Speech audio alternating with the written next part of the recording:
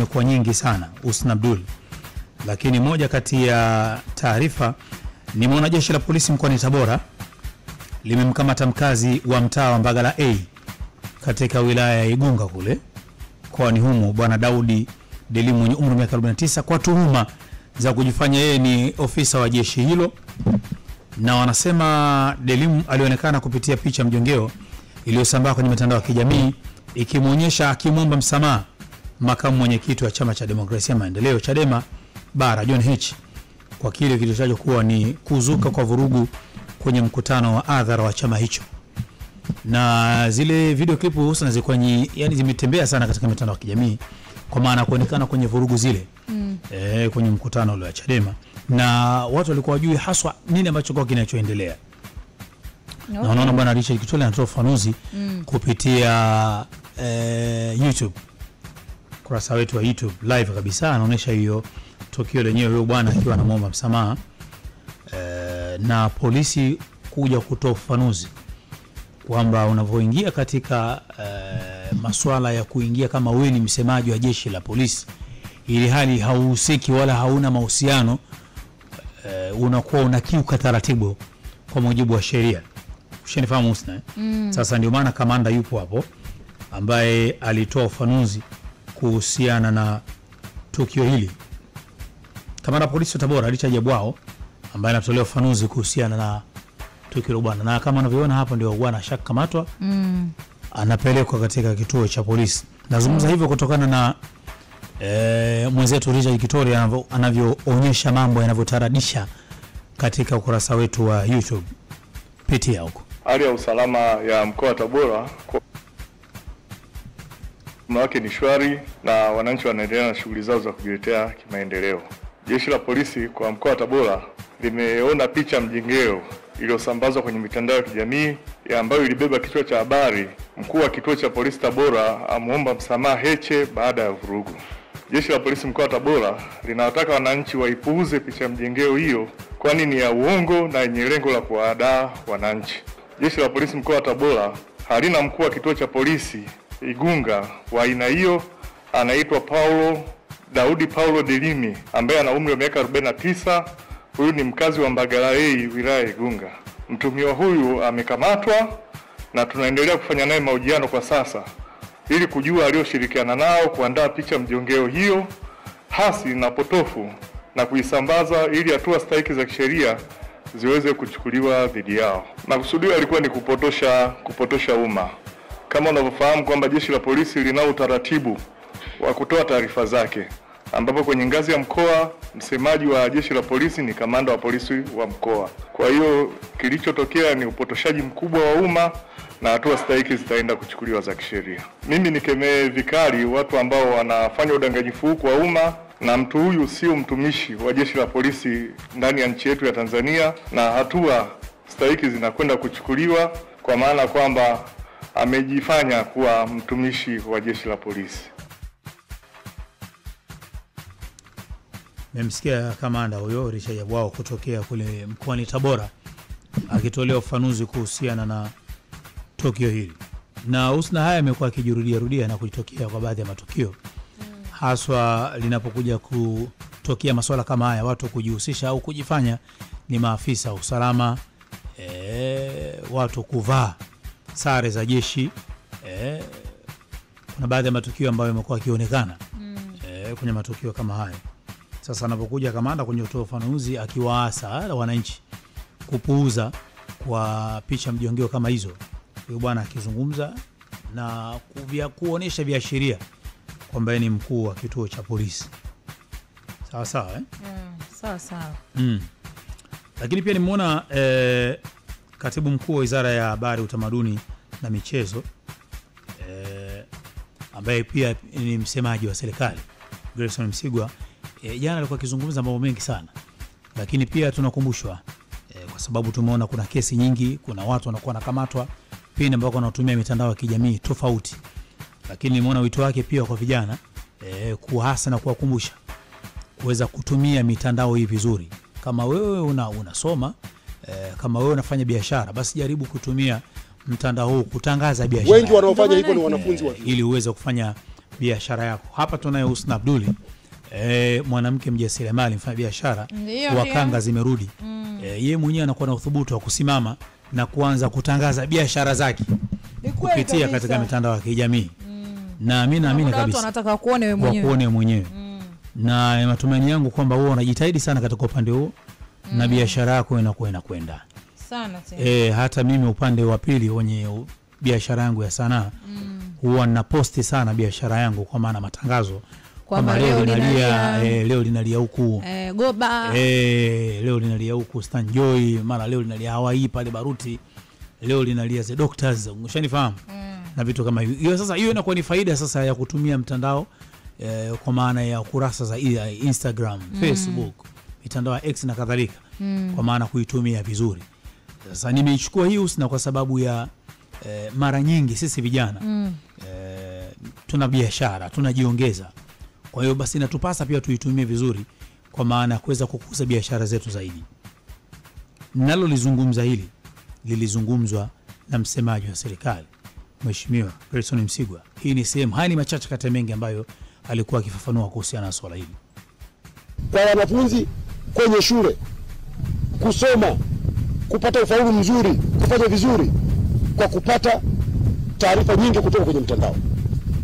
Lakini kwa vijana walioko mtaani wanafanya biashara, tutafute masoko, tutafute kujifunza kuhusu fursa mbalimbali, tuanzishe kampuni, startups za kufanya biashara, tubuni mifumo mbalimbali itakayorahisisha kazi zetu.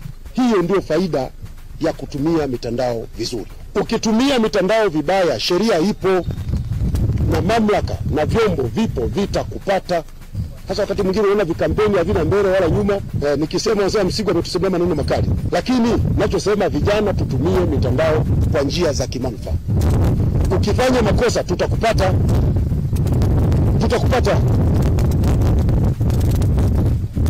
Sheria inakataza kutukana. Sheria inakataza kufanya uchochezi. Sheria inakataza kuzua taharuki.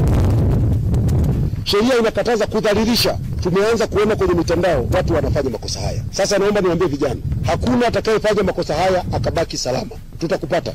Litakuwa ni swala la muda tu. Hatukukupata leo, tutakupata kesho, tutakupata kesho kutwa, tutakupata wiki ijayo, tutakupata mwakani. Jinai haifi. Na tukiwakamata vijana hao wengi utasikia nilikuwa sijui. Kwenye sheria kuna msemo wa Kikinga unasema ignorance to law has no defense.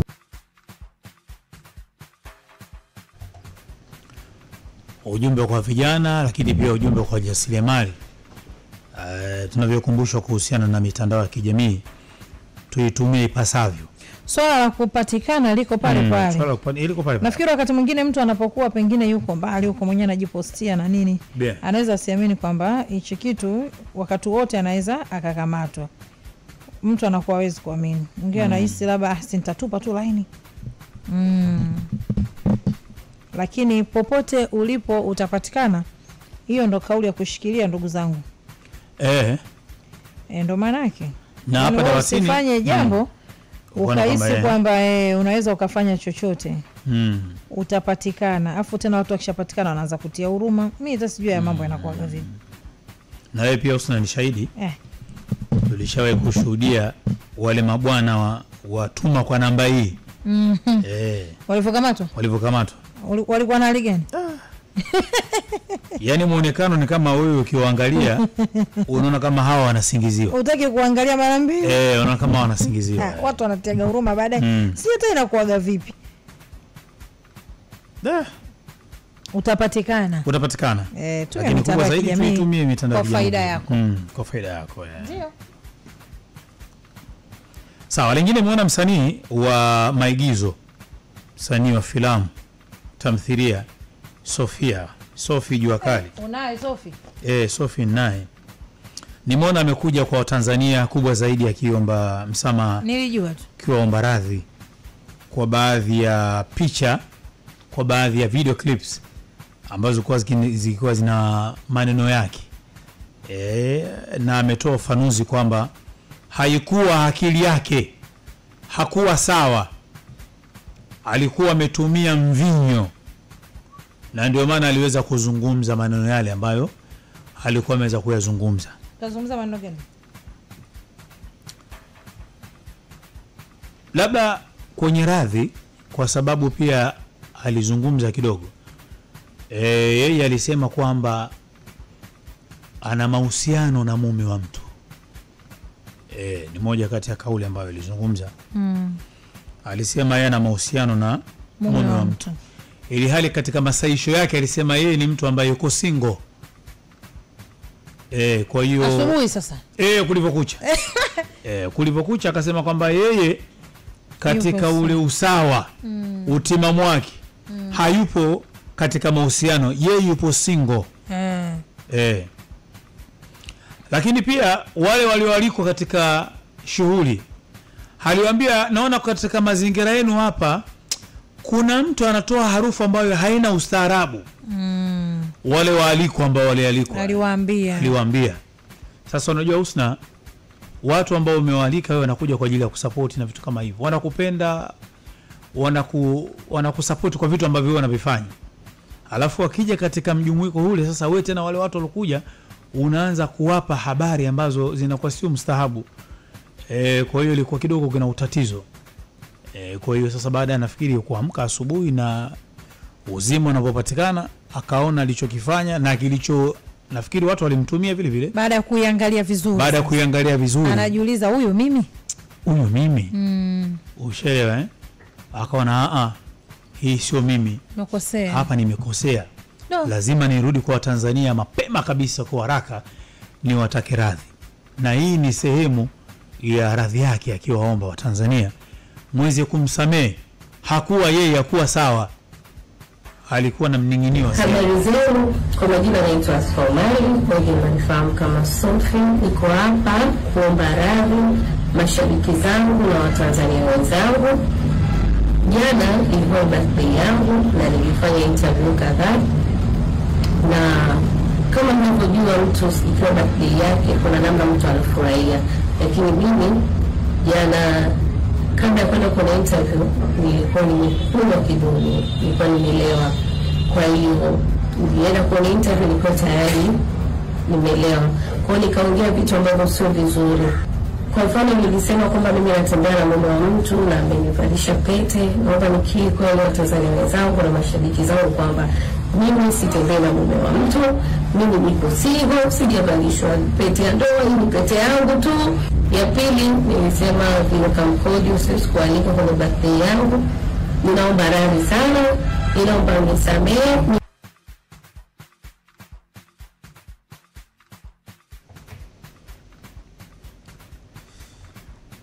Sophie akiomba radhi kwa kile ambacho kilikuwa amekizungumza. Sasa hapa tumeomba wa Tanzania au aloalika? Sijaelewa. Ameomba radhi kwa kile ambacho kimetokea, kwa maana kukisema. Nafikiri Husna maipokea hii. Mimi kwani nilikuwa kwenye shughuli. Awaombe aloalika. Si ndio alowajibu hivyo vile. Unaweza kama uko umegadhabika tu baada ya kuona ile interview. Unaweza kama umegadhabika. Aombe radhi aloalika. Ndio ujue unaalikwa na nani. Watu wako waalika au wao ndio unaomba radhi. Sijui labda wa Tanzania pia wameghadhibika, basi wote wameombwa radhi. Lakini hiyo si ni kawaida wasanii. Au Jose wewe mgeni wa hayo. Mimi nishazoea radhi yani. Yaani mtu akikosea afa unajua kwamba radhi. Yaani kesho kitatokea kingine afu baada ya hapo ataomba radhi. Si ndio ilivyo? Mimi kwangu imekuwa kama zoea. Ndio maana sijaitilia uzito hivyo. Yaani vyovyote sawa. Lakini anatakiwa kuomba radhi zaidi wale aloalika pale. Wale aloalika. Of course, unatoka nyumbani, unafanya makeup, unatia mafuta kwenye gari, unavaa nguo, unaenda saluni, unafanyaje kwa ajili ya kwenda kukuunga mkono. Maana shughuli watu kiwa na jambo watu wako wanaokuja wale ndio watu wako. Kwa hiyo kama watu wanafika alafu kunatokea mambo kama hayo inabidi waombe radhi. Kesho anaweza wasije. Ukiwa na jambo lako sio. Kuna uje uko unafanya shughuli watu hakuna. Au umesahau gari wewe kwa dithia kaeka hapa ikabidi jamaa simame nje waite majirani njoni. Shaba za pilau zinaunguruma watu hakuna. Na jirani yuko pale nyumba pili ana habari. Kaita majirani. Shughuli bila watu haiwezekani. Na kujitoa kwenda kwa mtu ni kujitoa kwa sababu mambo mengi sasa hivi unakuta mtu una mambo mengi inabidi uache kwa ajili ya kwenda kwenye jambo la mtu ili asikuone mbaya, lakini vile vile umpe, wenyewe watoto wa mjini wanasema umpe joto ndugu yako. Na wengine huwa pale ndo mnaambiwa nyie mloka hapa wote hivi. Aombe radhi aloalika. Na wengine wanasema kwamba mtu akishakuwa katika hali ya ulevi, kwamba analosema ni la kweli. Kama pengine alituonia aibu, akaweka kitu cha ziada. Alafu wakazungumza mambo yake. Wengine wanachukua katika upande huo kwamba huyu baada ya Sasa mimi sijui hiyo, lakini huwa inasemwa. Lakini je, ni kweli hivyo? Kwamba anayetumia kilevi ndo anasema kweli akiwa kwenye sijajua sasa. Wapo wanaofanyaga hivyo. Wapo wanaofanyaga hivyo. Alafu kesho yake akija anakuwa anajifisha kwenye kichaka cha kwamba nilikuwa nimetumia kilevi. Anaomba radhi. Sikuwa sawa, naomba radhi. Kwa hiyo umeamua kusafiri kwenye upande wa tukio la Sophie? Mimi hata sielewi. Mimi sikuwepo kwenye shughuli. Kwa hiyo kama kaomba, kwa sababu ukichukulia hilo kwamba kwa basi wapokee. Ukichukulia kwamba mimi nina mahusiano na mtu mwingine anaweza kasafiri kwamba kumbe ndio maana maisha yake yako hivi. Kumbe Sophie maskini ya Mungu utakuta sana yake, uigizaji wake wanamlipa. Sasa kuisafisha hiyo kwamba bwana hiyo wewe sio unaona mahusiano na mtu, ni sabuni ya unga na kaniki. Kadri unavyoweka unazidi kungarisha rangi yake watu kwenye kuamini. Lakini usi nimeona pia tanzia nimeona tanzia, nimeona wadau sana wa soka, lakini nimeona pia katika kurasa nyingi za michezo ikiwemo hata Mwana Sports imeposti interview ya fundi wa danadana, mwanadada Malkia Nguvu, Athara Chaz, ambaye alishawahi kuja hata hapa tukafanya interview leo. Tutazungumza naye hapa. Tukazungumza naye mambo mengi sana. Na anajulikana. Uwanja Taifa pale sana tu. Uwanja mwingine ule mdogo sana. Hodari sana wa kupiga danadana. Danadana anapiga kuanzia kichwani anakuja kwenye mabega, anakuja mgongoni. Mpaka anakaa. Hapo mpira unatoka tena mgongoni, unarudi kwenye shingo, unarudi kwenye kichwa, anaupokea. Yaani yuko vizuri. Aisha kusafiri mpaka Marekani, nakumbuka safari. Tumezungumza naye hapa, alizungumza amesafiri nchi mbalimbali kwa ajili tu ya kupigana na dada. Muona taarifa za kifo chake, taarifa za kufariki kwake, naona zimekuwa kubwa sana. Na wanasema yeye kwake ni Chanika. Na alikuwa akiishi mwenyewe. Alikuwa anaishi mwenyewe Chanika.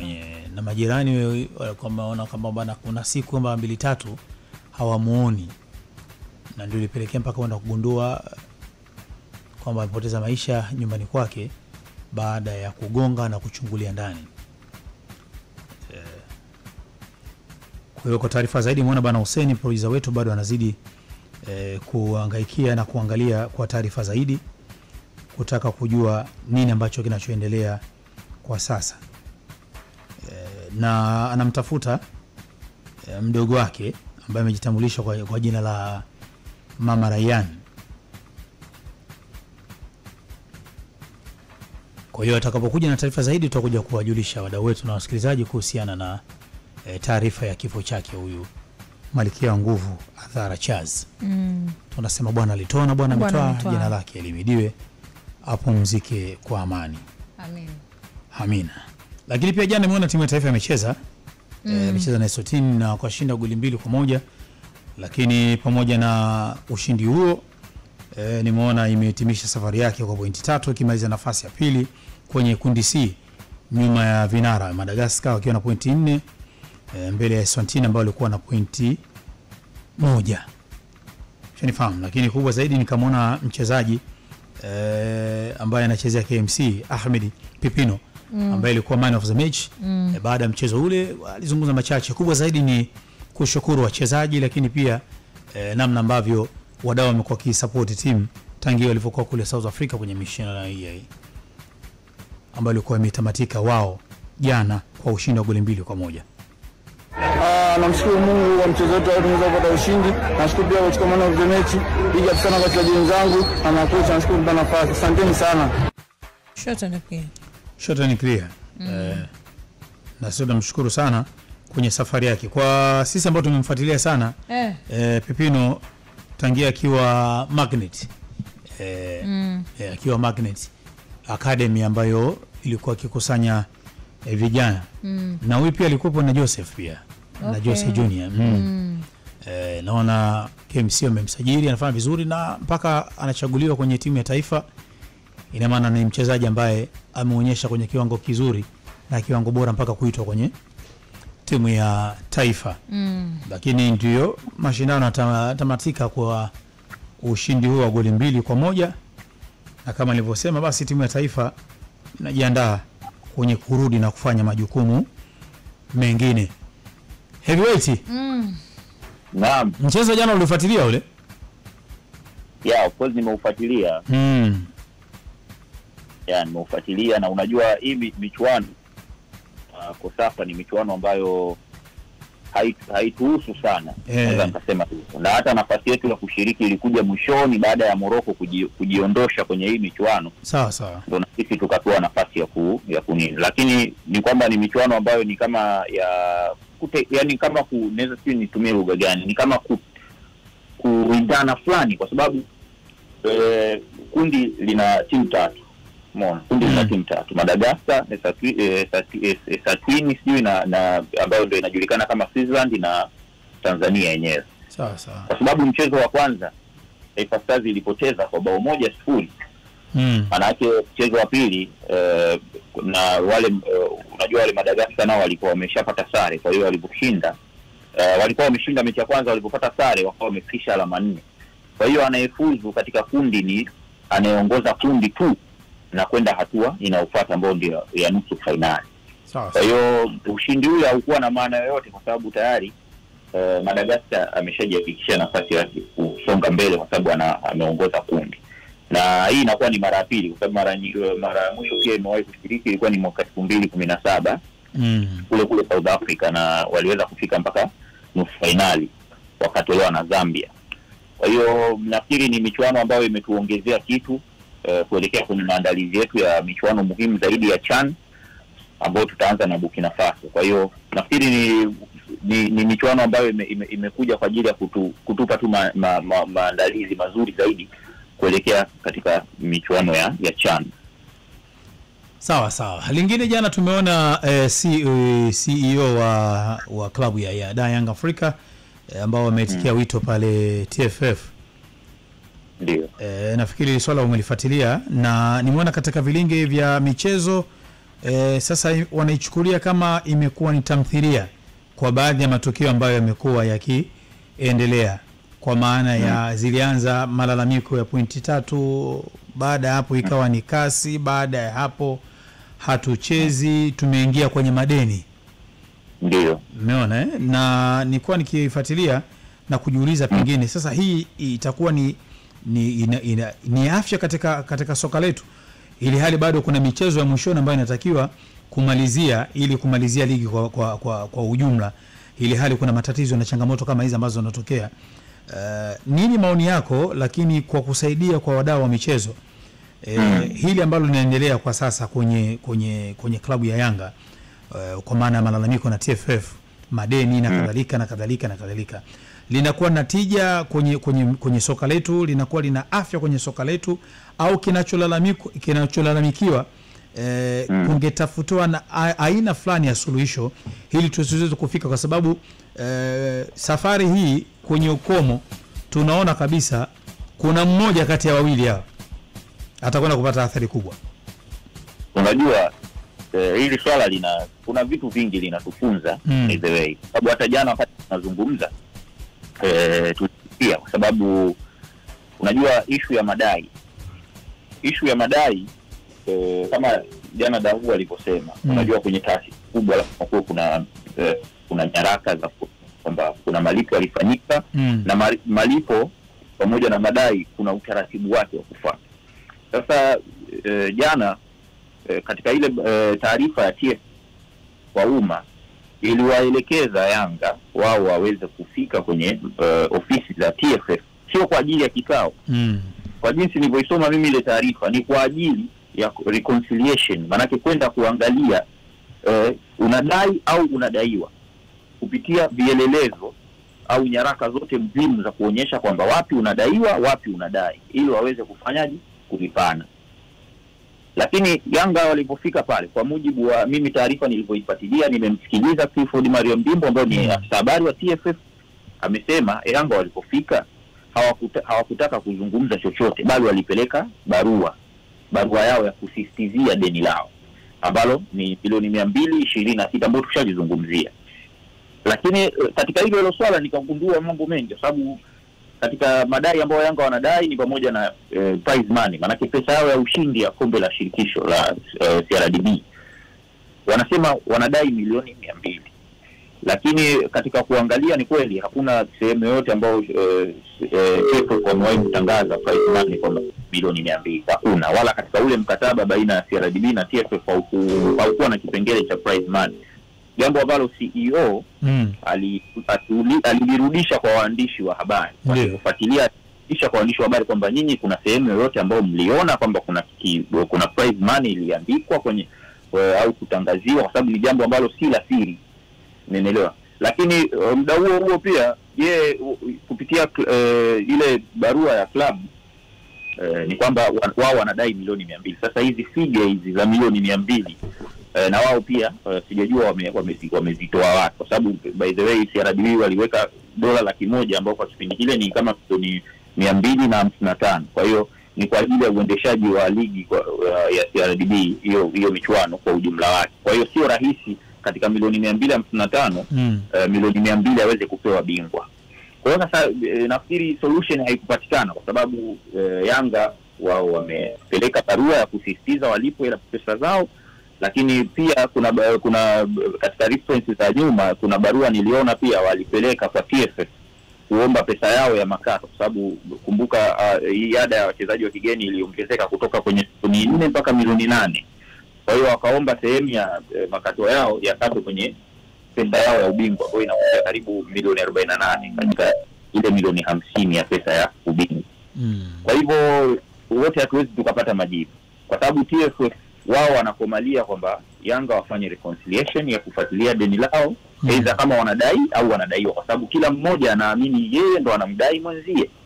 Kwa hiyo sasa sisi tutaendelea kutoa maoni, lakini mwisho wa siku hizi pande mbili mpaka zikae zikubaliane nani anamdai mwenzie, kwa kuangalia vielelezo pamoja na kupitia namna ambavyo walikuwa wakilipana. Hiyo nafikiri ndio inaweza ikawa solution. Osna, ili swala ukilifuatilia kwa ndani sana, itumike busara. Mimi katika sehemu ambayo naona kama inazunguka bure wakati ni nyepesi ni kwenye mambo ya hela. Mambo ya hela bwana yanaga kuongea sana. Mambo ya hela ukiongea kidogo watu wameelewa. Bora mambo mengine. Kudai na kudaiwa siku na risiti. Yaani hivyo tu. Wako pale. Yani hivyo tu, kwa sababu unaona kama ni kipengele ambacho kinachukua muda mrefu wakati ndio kipengele chepesi kuliko hata mtu ajaenda shule hesabu ya hela anaijua. Si unaelewa? Yani kulipa na kulipwa siku na risiti. Nani analipwa bila risiti? Nani analipa bila risiti? Na sasa hivi utoaji wa risiti wa malipo ni mwepesi kwenye kiwango hicho, iwe kwenye mabenki, iwe kwenye mitandao ya simu, iwe kwenye nini. Yani utapata tu stakabadhi. Sasa kuna haja gani ya vikao vya vingi, mambo ya mengi, wakati vielelezo vinatakiwa kujieleza? Hapa Dula kama hizo kusema sasa kila mtu nikiongezea dogo ni kwamba sasa TFF nao kuna vitu wanabidi waboreshe. Kwa mfano, hili swala ambalo CEO alizungumza kuhusiana na pesa ya mshindi. Pesa ya mshindi inatakiwa iwekwe bayana kwamba of course kipindi cha anadhamini Azam ilikuwa ni milioni 50, bingwa anakula milioni 50. Ina maana kwa sababu haijatangazwa chini ya CRDB bingwa anakula shilingi ngapi, maana yake tunaamini anaendelea kupewa hiyo milioni 50. Lakini kuelekea msimu huu kuna umuhimu iwekwe bayana kwamba bingwa wa michuano hii anapata kiasi hiki, ili wao wenyewe pia wanapokuwa wanasolve haya matatizo tuna kwenye ile statement, official statement, kwamba prize money ya mshindi wa CRDB Federation Cup ni kiasi kadhaa.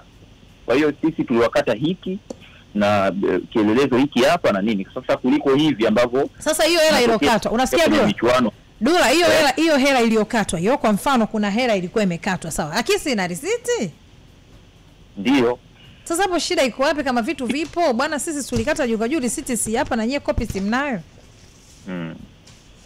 Bila shaka kwa nilivyoangalia ile barua ya TFF, bila shaka nahisi TFF wanayo, lakini sasa wanasema walipofika pale Yanga hawakutaka discussion yoyote, wao wamepeleka barua na wakaondoka. Yani hata kipindi wakati ni mtendaji mkuu nani huyu Kidao alipomuita CEO kwamba njoo tuzungumze, CEO hakutaka kuzungumza wala hakutaka kurespond. Labda akachoka binadamu, labda akachoka maneno mengi.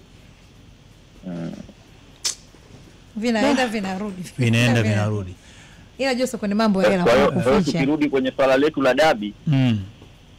Na kwa nakuja huko. Sasa kama kumekuwa kuna mkanganyiko na mvutano kama huu ambao tumeona jana ukiwa na muendelezo, tarehe 15 ni kesho kutwa tu hapa. Kwani bado inatangazwa? Jana unamsikia Ahmed Hali. Naona kama jambo limepoa zaidi. Yaani sasa hivi anazungumzwa matukio ya mengine tu. Kupata dabi. Naona kabisa sioni kama kuna dabi hapo itachezwa kusema ukweli. Sioni. Kwa sababu by the way Yanga ni timu ambayo ina msimamo. Niwe mwazi tu kwamba wakishaamua jambo lao na kwa jinsi ambavyo wanachama nao wameshachamaa hivi. Sioni kama kuna dabi tarehe 5. Sioni. Heavyweight, mimi nakushukuru sana kwa leo, tuishie hapa, lakini kwa kesho naomba nikupe kiporo kimoja. Ndio. Kwenye mitandao ya kijamii naona sasa hivi swala la Aishi Manula limeanza kurudi tena. Kwamba Aishi kafanya? Kwamba Aishi kwamba anakwenda Azam, nafuu imepatikana. Hatujajua nini ambacho kinachoendelea kwa sasa na kuhusiana mkataba wake kwa kinachozungumzwa. Nafikiri nikupe kazi ya kuweza kuingia kwa maana sasa hivi usije ukanibabiza, ili tukizungumza tuwe na kitu kizito kabisa. Sawa kabisa. Kwa sababu yako mambo mengi yanazungumzwa zaidi yake. Haina shida, pia location. Sawa, nakushukuru sana Heavyweight Dula. Leo siku ya Alhamis tarehe 12 Husna, naomba kuwasilisha namna ambavyo tumeweza kuyatafuta yale ya kuweza kuwasilisha dawatini. Sawa sawa. Mbona kinyonge sana vipi? Mambo yanakuwa marefu. Lakini nakuahidi kwamba hakuna marefu yasiyokuwa na ncha. Lakini Jose tuone vitu vinyo. Mambo hela unajua yanaga maneno. Mambo hela huaga yana vitendo tu. Sasa kwenye hili ukiona mpaka na wanafutana basi ujue hela ina tatizo hapa. Jose sasa hivi mimi hata nikikupa 10,000 na kutumia na receipt yako. Sasa hivi nipo makini. Sitaki kabisa. Ili usiruke. Ili kesho na kesho kutoba na kunitumia. Haikuwa hivyo. Maana yake. Nimetuma receipt hizi hapa. Acha tusubiri. Umesema unaona mambo haya ni marefu, lakini mimi nakuahidi Husna kwamba hakuna marefu yasiokuwa na ncha. Inshallah. Kubwa ni subra. Kwa sasa mimi nimemaliza, lakini angekuepo shangazi hapa. Ungemwambia nini? Angekuepo shangazi ningemuomba pengine anisaidie kufahamu. Hasa kwenye swala la urembo. Nyaki na mama kutoga masikio kwangu sio shida. Huwa naona mnatoga masikio. Tena wengine kwa kuongeza utakuta sikio zima hili kuanzia juu hapa mpaka chini limezunguka. Pua sina shida. Na nazungumza urembo hasa ukiwa mke wa mtu. Nimeona jana kwenye video clip hizi mitandao ya kijamii Zairisa aliyekuwa mke wa Haji Sande Manara ameutoboa ulimi. Ameutoboa ulimi, urembo ule kutoboa ulimi. Nimewaza mambo mengi sana kwa sababu ulimi ukijenga hata bahati mbaya tu. Wenyewe unajua sio hata anatoboa wapi. Ametoboa Ametoboa I see. Na jana nimeona comment kila mtu akivutia kwake. Unajua ukitoboa ulimi si unakuwa na kipini hapa. Unaweka kipini kwenye ulimi. Ukikimeza au kile kipini kinafika hadi chini huko unafunga screw. Wanafunga na screw. Kile kipini kinavuka hadi chini Jose. Unafunga screw. Wanafunga screw. Ikifunguka wewe sasa unataka mimi kujibu na lazima ile iwe dhahabu ujue. Lazima iwe dhahabu. Lakini kwenye sehemu sensitive kama hizo lazima uweke dhahabu au pure silver, yani visiwe vitu fake. Sababu Somona katika usaidizi wa YouTube. Richard Kitole amekuwa kisomona wakati anaekewa hiyo. Jose wewe ndio umechanganya bwana. Hii haijaenda hadi chini. Hadi chini? Siwezi. Wewe angalia mpaka chini hiyo. Ulikuwa unataka kuniuliza nini? Umeona? Usna. Unaogopa? Wewe mimi siwezi, nakuuliza wewe unaweza hivi? Siwezi kwa kweli. Kinachokufanya usiweze ni nini? Hayo masikio yenyewe nimetobolewa nilikuwa sijui. Unajua. Mimi nikanawaza kwa nini wakati huu? Si urembo tu. Urembo? Urembo tu. Na si wakati wote.